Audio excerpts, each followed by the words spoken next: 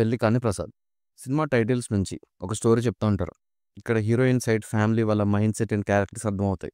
అదేంటంటే అన్నపూర్ణమ్మ కూతురికి లోకల్ పర్సన్‌తో పెళ్లి చేస్తుంది. పక్కనే నైబర్స్ సుగుణమ్మ ఫారెన్ సంబంధం చూసి వాళ్ళ అమ్మాయికి పెళ్లి చేస్తుంది. వర్కర్స్‌తో సహా అందరూ ఫారెన్ వెళ్ళిపోతారు. సో, ఇప్పుడు అన్నపూర్ణమ్మ ఫ్యామిలీ వాళ్ళ గోల్ ఏంటంటే నెక్స్ట్ జనరేషన్ అయినా ఫారెన్ సంబంధం చూసి పెళ్లి చేసి ఫారెన్ వెళ్ళిపోవాలి అని. ఇక పెళ్లి కాని ప్రసాద్ మలేషియాలో మేనేజర్ పొజిషన్‌లో ఉంటాడు. బేసిక్‌గా పెళ్లి కాని ప్రసాద్ అంటే ఏజ్ వచ్చేసి ఇంకా పెళ్లి కాకుండా వెయిట్ చేస్తూ ఏదో ఒక డిస్టర్బెన్సెస్ వల్ల మ్యారేజ్ లేట్ అయ్యే క్యారెక్టర్. ఇక్కడ కూడా సేమ్.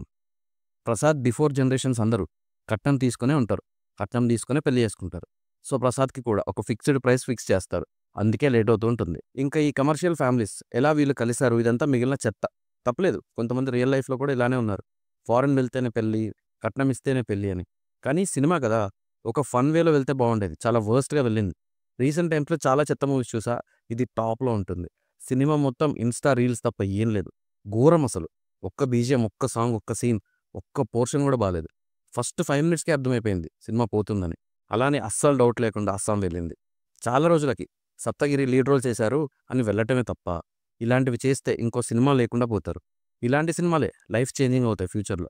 అసలే తక్కువ ప్రాజెక్ట్స్ ఉన్నప్పుడు చూసుకొని పిక్ చేసుకోవాలి. ఇలా ఏది పడితే అది చేస్తే మెల్లిగా అలా కనపడకుండా పోయే ఛాన్సెస్ ఉంటాయి. ఇంకా సినిమాలో హీరోయిన్ కన్నా బామ్మ క్యారెక్టర్ చేసిన అన్నపూర్ణమ్మ అందంగా ఉంది. అది విషయం. ఎక్కడెక్కడికో వెళ్లి వెతికి వెతికి తీసుకొస్తున్నారు.